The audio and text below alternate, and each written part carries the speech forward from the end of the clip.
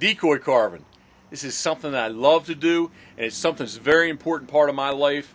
D3, the ducks, the dogs, and the decoys. Carving duck and brant decoys is something that keeps me in our sport of waterfowling all year long. Something I'm thinking about pretty much during the season, and as soon as the season ends, I'm ready to start carving. The only problem is, here in Maryland, winters are sometimes cold, and my shop's not much as far as the way heat goes. So I start off a little bit slow, late March through April, but generally once May gets here, man, I kick it in gear and get going. Once I do get it going, I carve anywhere from about 175 to 200 decoys a year. These are pretty much all gunning decoys. I know guys will buy a few here and there to sit on their shelf, but generally and typically, these are things that get floated throughout the season. That's something I really enjoy about what I'm making. Over the years, with carving, I found out that everybody seems to have a little bit of interest in trying to make a decoy. Some guys just want to make one. Some guys want to try to make a rig of 100 birds. And through our DVDs, the TV show, the internet, man, I get questions all the time. I get emails, I get PMs, personal messages. Man, I hate those things. I leave most of my boxes full on any of the forums. The easiest way, like I always say, is to call me.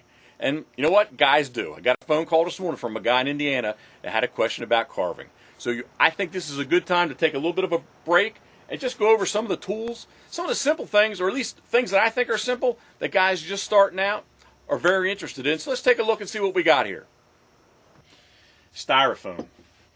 This is a medium that I'm not a really big fan of. My thought is, for the cost, the time, the effort to shape a body up, something I can literally put my finger into, which is going to require a lot of time for me to somehow seal this and make this hard so that doesn't happen when we are gunning, I would just rather take and go with cork. I would suggest using black cork before getting into styrofoam. At the same time, it's just my personal opinion. I know there's a lot of fellas out there that love styrofoam. You can find information on the internet about carving styrofoam. Guys are molding styrofoam.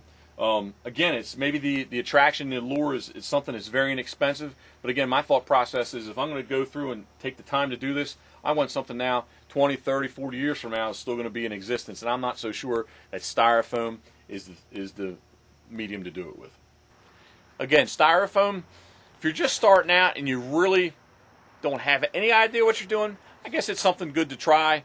But again, to me, once you get into carving, it's something you're going to take off and really get into. Carving styrofoam falls by the wayside pretty quickly.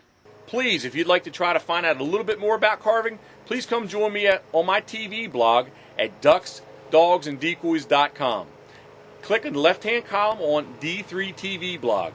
I'm always posting up something from the shop. I hope to see you there. Thank you.